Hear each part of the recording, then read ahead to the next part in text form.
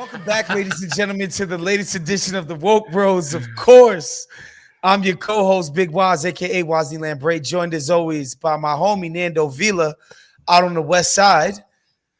And Yo, today we got a go ahead. no, it's like you're on so many shows now. You got so many shows, you forgot which one you're on right now. It's like, It's ridiculous. it's Wednesday, it must be Woke Bros. Like I'm It's in ridiculous. Cleveland. It's ridiculous. This is literally the third shit I did today. And today we have a very, very, very special guest, my brother, former colleague, now just very close friend of mine, Tashan Reed, staff writer at The Athletic, beat writer on the, I wanted to call them Oakland, on the Las Vegas Raiders, and also, for the purposes of this show, the author of a brand new feature in Jacobin Mag titled Afeni Shakur Took on the State and Won. Tashan Reed, welcome to the show, bro. That was a hell of an intro, bro. Appreciate you having me. Of course, man. Normally I would ask you, how did you find this subject matter? But I actually know how you found it. I actually, introduced you and Bashkar and the team over there because I knew you were gonna freaking kill this subject matter. And I read this and I was obviously blown away. First thing I do want to ask you for real, before you wrote this, what did you know about Afeni Shakur besides the fact that she was Tupac's mom? Really not much. I had a sense of, some of the struggles that she'd been through in her life just off of the content of Tupac's music and, songs like Dear Mama. I knew that she was kind of involved in the movement in some form, but I really didn't know many details at all before I dove into this, which was what really made the reporting process so fun. Obviously, it was a little bit weird because she's no longer living. So it was kind of backtracking and going through older stuff. But it was really an enjoyable process, kind of learning as I go. A lot of times with stories, we're writing about things like with the Raiders, I cover them every day. So I have a very thorough knowledge of it. So it was kind of cool getting to get into something that I went into it pretty much blind. Yeah, I mean, when I first heard of her story, I almost found it like unbelievable, right? But in a way, it also almost kind of perfectly tracks the experience of being Black in America through the decades of the 1960s, through the 70s, 80s, and 90s. The sort of rising radicalness and militancy in the 1960s, with then the beating back by the state, and then the drug epidemic in Black neighborhoods and all the problems that caused. But maybe give us the broad strokes of what her story was before she had Tupac. Like, who was Afeni Shakur? Yeah, so she was like many other Black women during that era. I mean, she was born in 1947. In North Carolina. And so, she was born into the Jim Crow South, essentially, and everything that came with that. In terms of her household, she had both her parents initially and her sister, but, her dad, I can't use the term, I don't think that she used to describe him, but he was running in the streets, abusive towards her mother.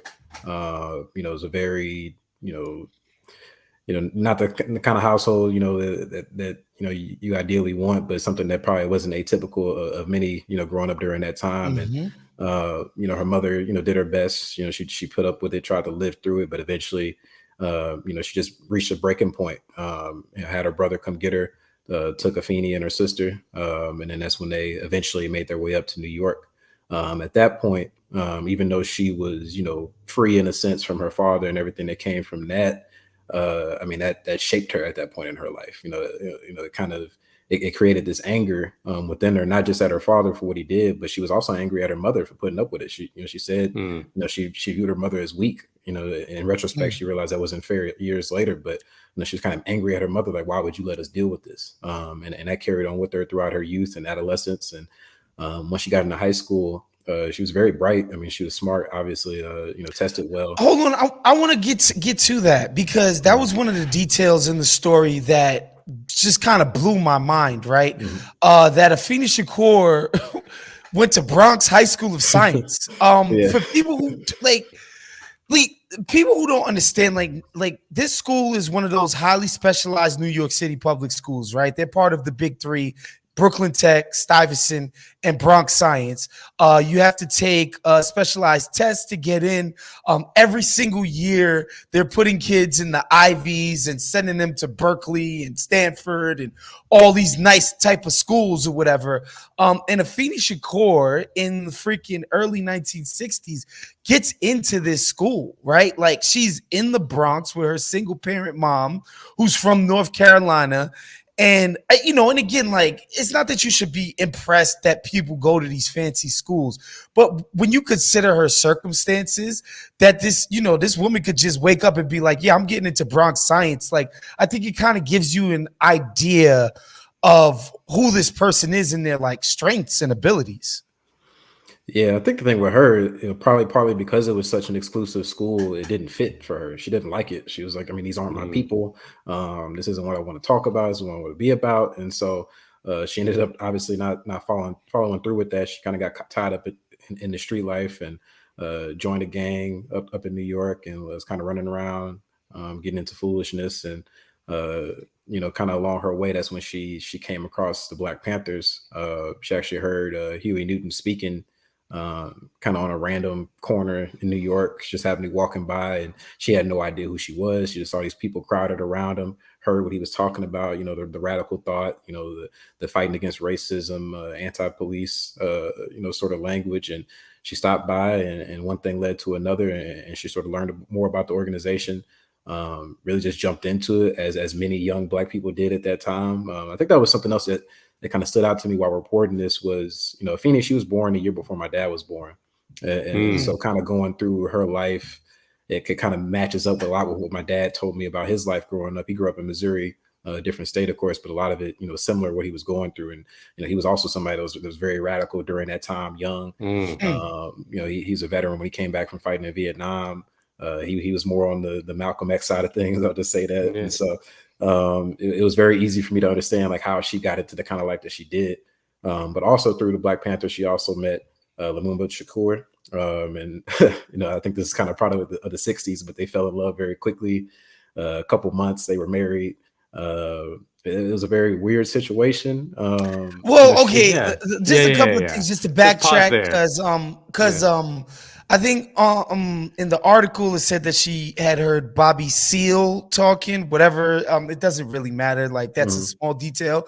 But yes, she she was in a polyamorous relationship. That's and again, like that's what really like kind of struck me as I'm reading this, how like obviously badass this woman is.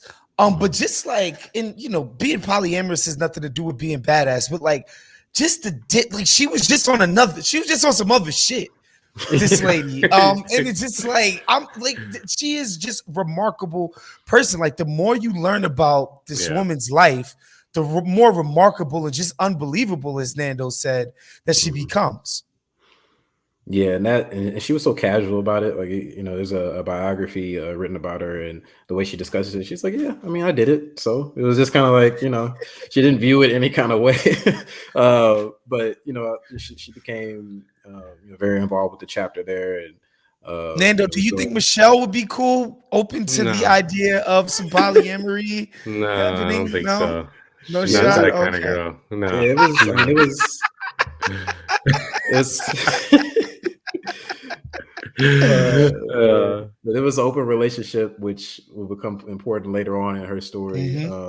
But on the more serious side, she became very deeply involved with the Panthers, of course. Became really a prominent voice within the chapter there. There weren't really. It wasn't that obviously the Black Panthers valued the Black woman, but for her to kind of take on this leadership role that was a little bit unusual for them at the time, and it really stood out, which also speaks to what kind of woman she was, that she wasn't going to allow her gender and whatever preconceived notions with that hold her back when it came to how she operated within the party. And this is again, it's a young woman, she's still figuring out who she is in life. She's new to she's all like of 21, right? Like how old is she at this point? Yeah, like in her early 20s. Like I was a fucking dumbass when I was 21. Like an absolute I don't even want to talk about the things I was doing when I was 21. She joined in 68. She was 21. And she also that's when she became a Muslim. changed her name to Afeni Shakur. She was born Alice Williams. She wasn't born Afeni Shakur. And it was really a transformative period of her life. And really for her, going back to how she was raised and grew up in that abusive household, she said it was the first time that she really felt safe and that she had met and formed deep relationships with Black men who weren't trying to hurt her, that she could trust, she could depend on, that were trying to uplift her, and she felt confident that they were going to fight for her. Obviously, also Lumumba, getting into a relationship with him, he also gave her that sense, and his family as well. She got to know his family. He had more of a traditional setup, and that was her first time really, seeing like, oh, this is how it's supposed to be. She just didn't know because she had never experienced it before. And so, really, from a holistic standpoint, her entry into the Panthers really in a short amount of time changed who she was as a person. So she gets married. Hold on, Nano. I just want to and you can go right there. She gets married, joins the Black Panthers. She's writes for their newsletter. She becomes a section leader for the Harlem chapter. She did a bunch of volunteer work at places like Lincoln Hospital. This is all in the piece for people. Make sure you go out and read it. All while making ends meet as a school teacher. I mean, like, that's impressive. At 21, it's just like you said, I couldn't imagine in the climate that she was living in. I mean, the 60s is the heart of the civil rights movement. It's hard to fathom everything that she was doing. Yeah, I mean, it makes me think like because one thing that radical politics can do, and the force of ideology and what it can do is channel both brilliance but also rage and alienation, right?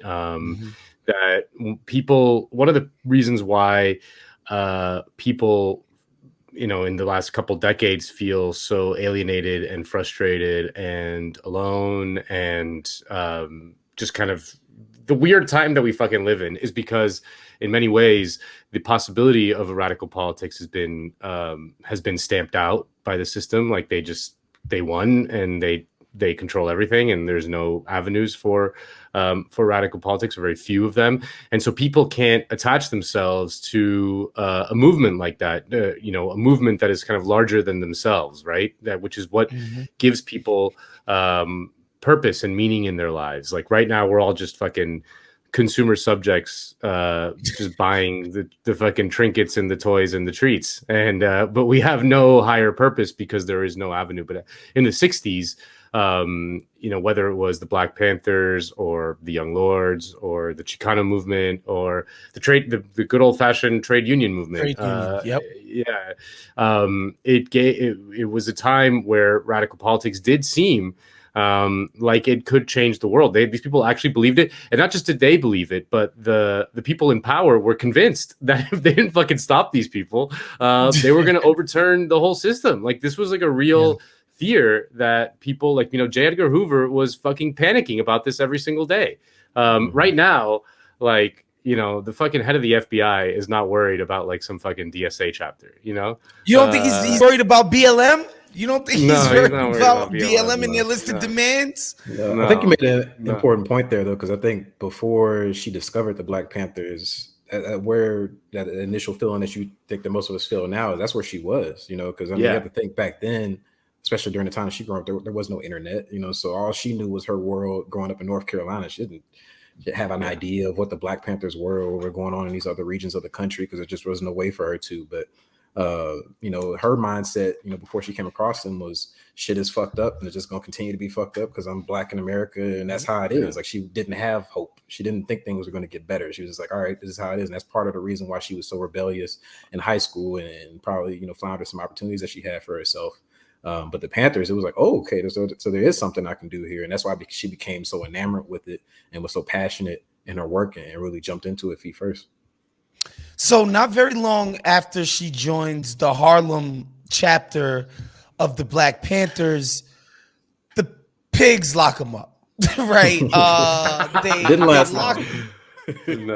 They lock them up on charges of like terrorism, like bombing stuff, and they're gonna shoot up a police station and all of these crazy, ridiculous, trumped up charges, and 21 of them end up getting rounded up. Which is why it's known as the Panther 21 trial. Could you just talk a little bit about the nature of the case against them. You know, the snitches, all of the craziness involved with the case against these guys. Yeah, so basically, the way that a case was constructed, they had three NYPD informants that infiltrated that specific chapter of the Black Panther Party, and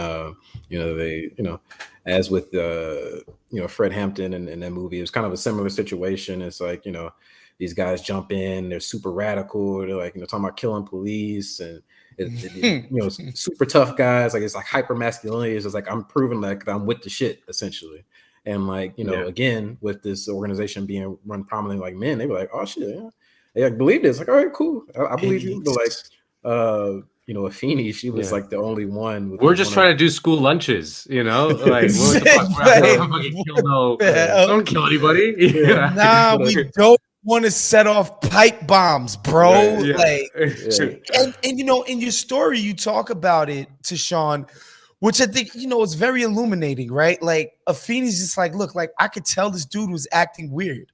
All he wanted to do was talk about crimes he wanted to commit, pigs he wanted to kill. Like nobody else behaved that way. And then it comes out that the guy's a cop. And if you do any of the like reading of accounts from the time of the accounts of the snitches, what they're telling their superiors, essentially the snitches are reporting back like, guys, like this is a fucking social club. Like these dudes talk a lot, like they talk a lot of shit, but they don't do anything. Like they just don't do anything. And it seems like their superiors were just not satisfied with those outcomes.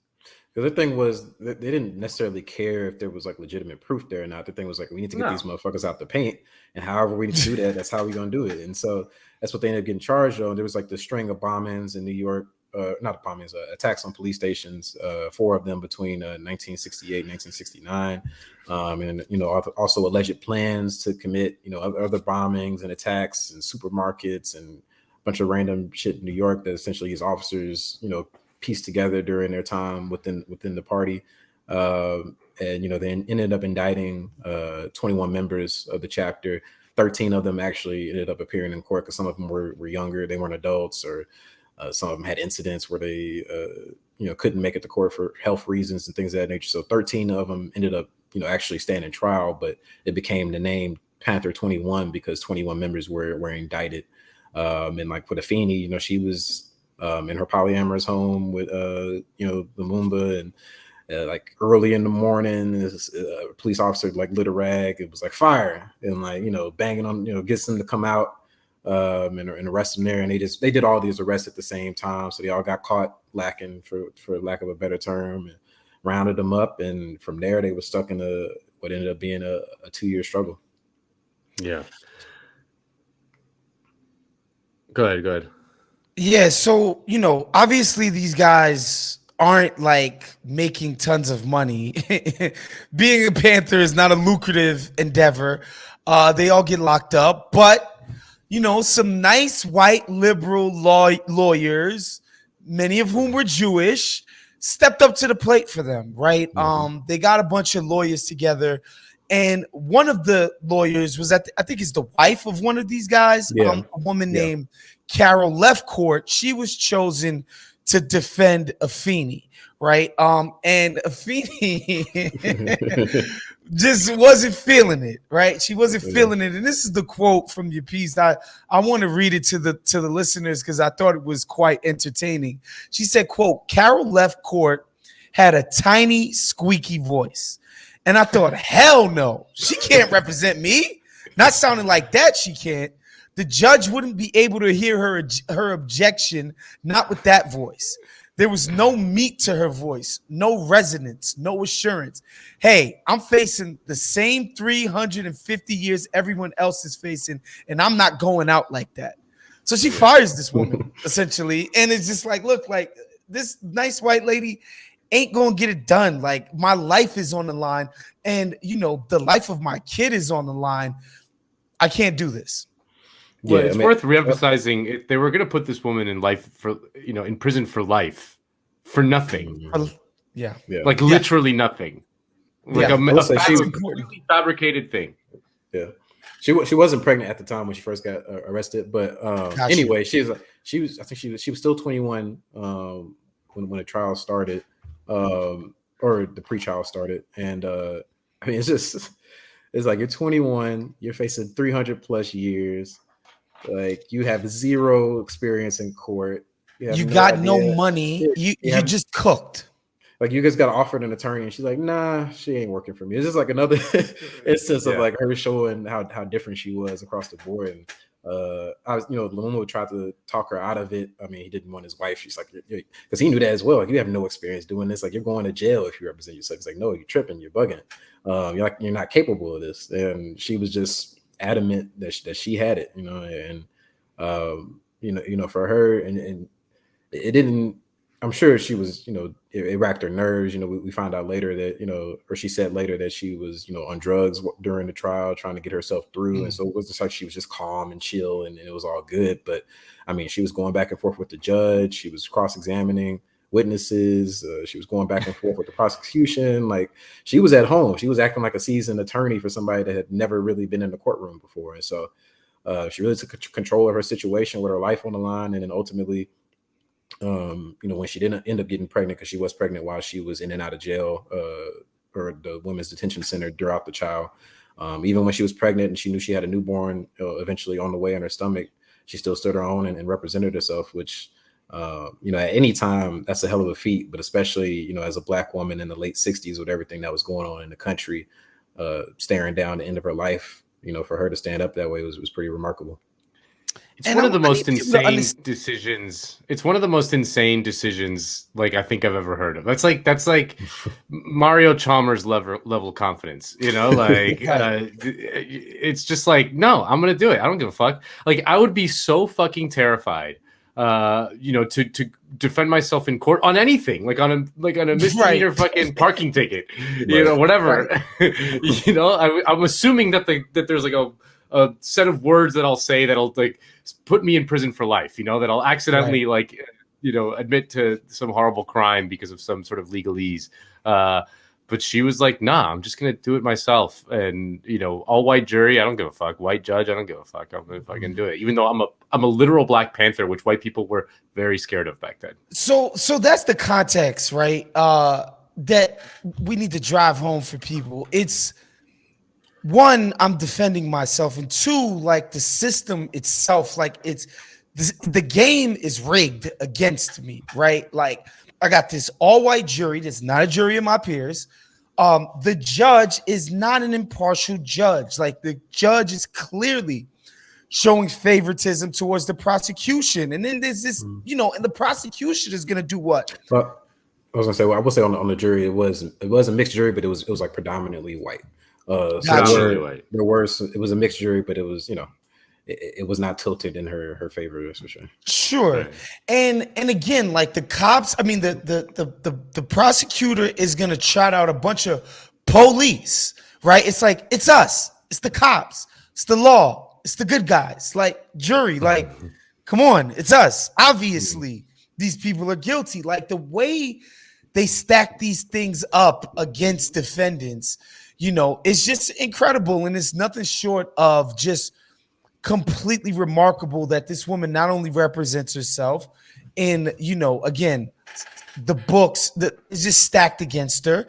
They throw 350 years again. That's just absurd. They have no evidence on this woman that she ever touched a bomb, touched a gun, plotted anything. 350 years she's facing, and she wins herself an acquittal. Yeah, and I think for her, she later said her motivation, it was that fear, because in her mind, even though she knew she didn't do it, she was like, all right, I'm going to jail forever. Like, she accepted in her mind, this is it, my life is over, but I'm gonna at least get these bars off, essentially. It's like, I'm gonna defend myself, I'm gonna go down fighting. I'm not gonna let this quiet, lady that I'm not confident in speak for me, and I just sit here silent and go to jail for the rest of my life and never say something publicly again. She was like, I don't think I'm gonna win here. Like, I'm completely afraid, but we're gonna fight this. And, ultimately she won, but at no point, even up until the end of the trial, was she confident that she was gonna see the light of day again. How'd she do it? Like, what was the turning point in the trial? So the trial was just like, it was super delayed.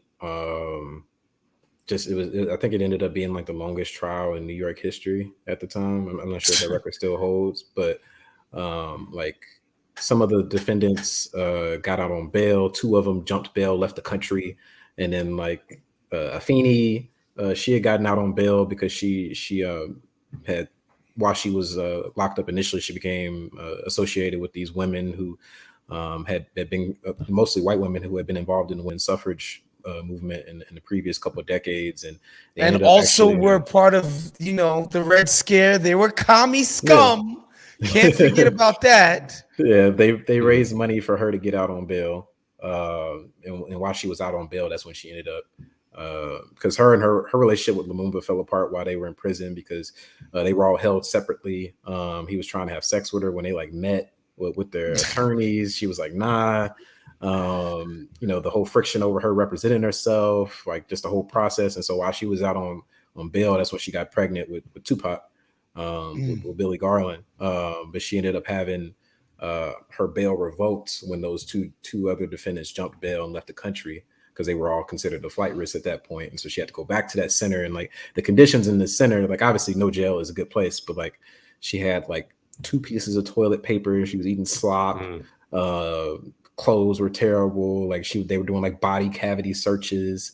All that, like in general, was terrible, but especially for a woman that's pregnant, it's like that's not only risking like her health, but the health of her baby. She like got out, had to go back in. She ended up getting bail again at a certain point, but it was just like this was not an easy process. And again, the American exceptionalism, baby. The whole time she's defending herself in court while going through all this. But really, what the turning point ended up being in terms of the trial, the 3 officers were called up to the witness stand, and she was given the opportunity to cross-examine them. And basically, she was the one in particular. She knew him as Yedwa while he was, in the Black Panther Party. His name is Rolf White. And basically when he got up on the stand, she, line by line was like, all right, specifically, like, what did you hear me say I was going to do? And he was like giving a bunch of vague, like, yeah, y'all seem like y'all very militant. And she was like, all right, like, what made you think I was militant? Was it like working at the Lincoln Hospital? Was it my charitable work? Was it, my community stuff? He's like, no. And she's like, all right, so like, where is this coming from? He basically just like, that's what she exposed in all of the cross examinations, was like, they didn't really have anything specific. It was just like, generally, we think y'all are going to do some bad shit at some point, maybe possibly at some point down the line. And it's like, you're accusing them of these very specific plots without any specific details that would lead you to believe that they're going to do it.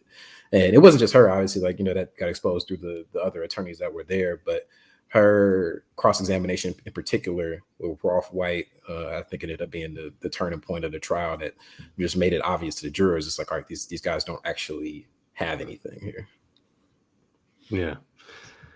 And so, like, she wins the case, and like, I'm imagining if that were to happen today in 2021, she'd be like, what's the poet, the young poet laureate that got invited by Joe Biden to the inauguration, Amanda Gorman or something? Like, she'd be like on the cover of Time, she'd be invited to the White House.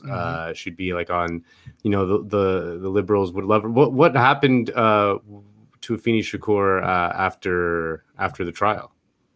Yeah, I mean, she definitely didn't get any public celebration or praise. I don't think white America at the time was exactly thrilled that these members of the former members of the Black Panther Party were freed. But she gave birth to Tupac, I believe, a month after she was acquitted. Jesus. So she became a mom. That was like first and foremost. And her relationship with Lumumba had dissolved. And so I mean, the man she got pregnant with, he wasn't trying to be a father. So she was basically became a single mother. But she ended up meeting a man named Batulu Shakur, and had a daughter, got married with him, and had a daughter, Sakiwa. He's got a great story too.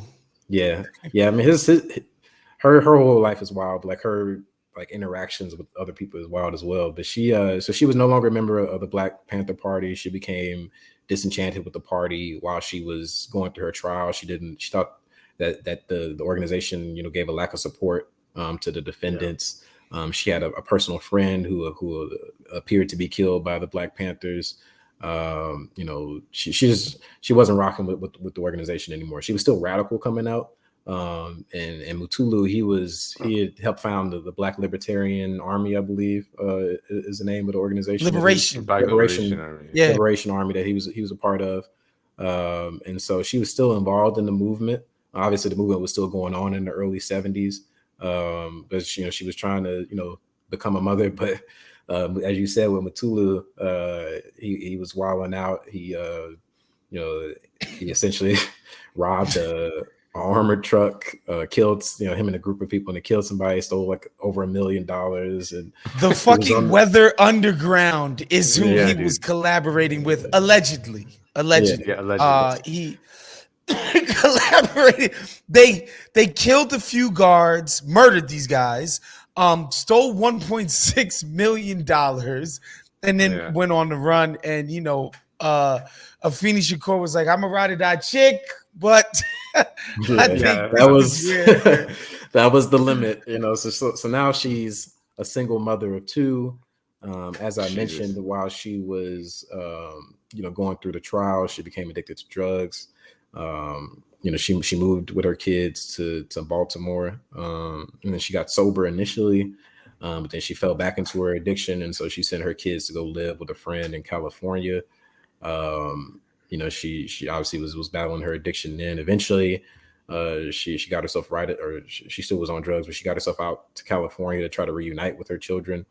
And she ended up, while she was out there, she got into a relationship with a man that was in prison, got pregnant with him, and she found out that he had a woman on the outside. And so she didn't want to keep the baby, but she was trying to get an abortion, couldn't get an abortion. And so, unfortunately she resorted to using crack to try to basically, in the life of the child that was in her stomach. Yeah. And by the time she got an abortion, she was a crack addict, by trying to abort the baby. And that's when she became distant with her daughter, with Tupac, as he was starting his rap career at this time. Is when he was starting to become, who we ended up knowing as Tupac.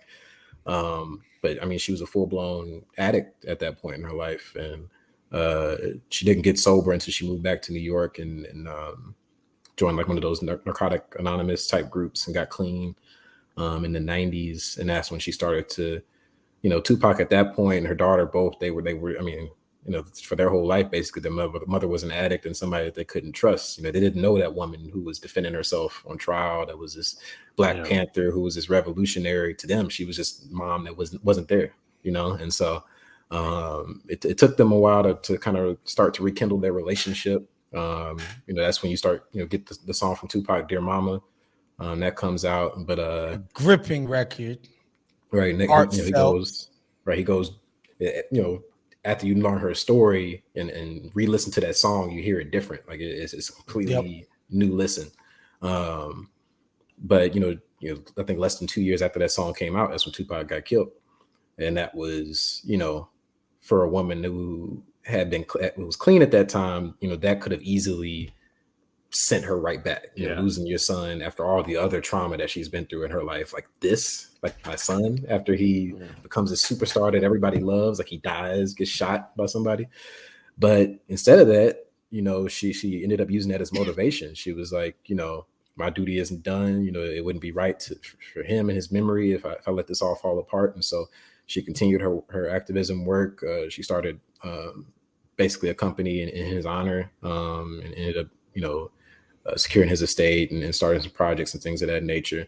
But she kept it together and stayed that way, rekindled a relationship with her daughter.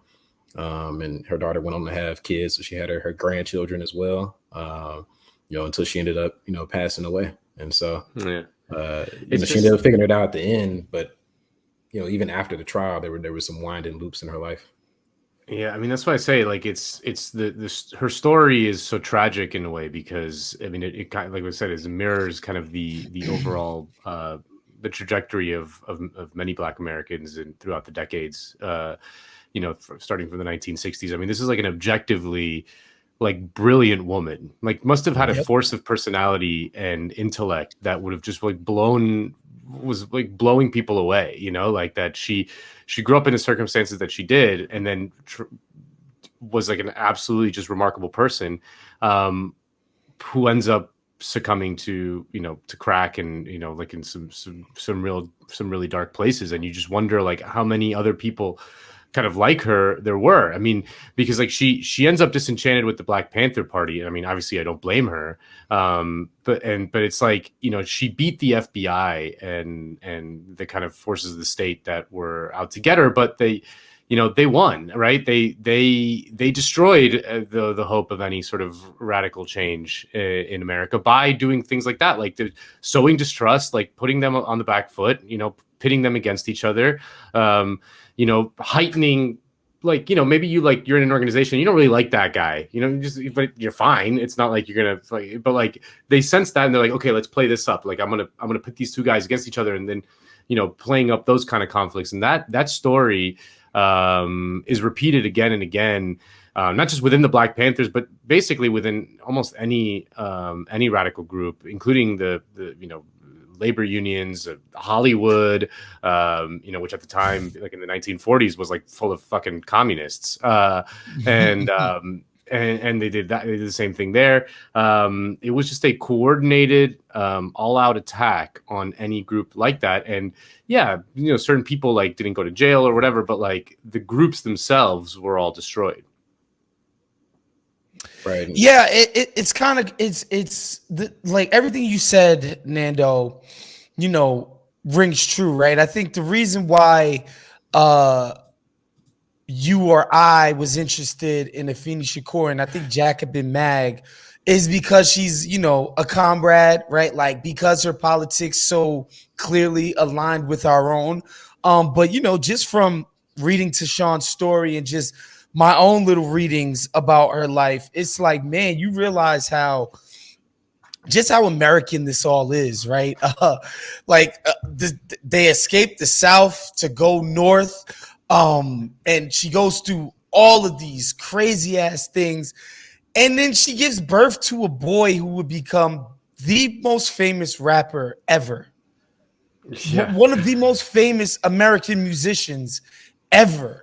This woman gave birth to, right? Like the federal government tried to put her, the state government tried to put her behind bars for 350 years. Yeah, the feds too.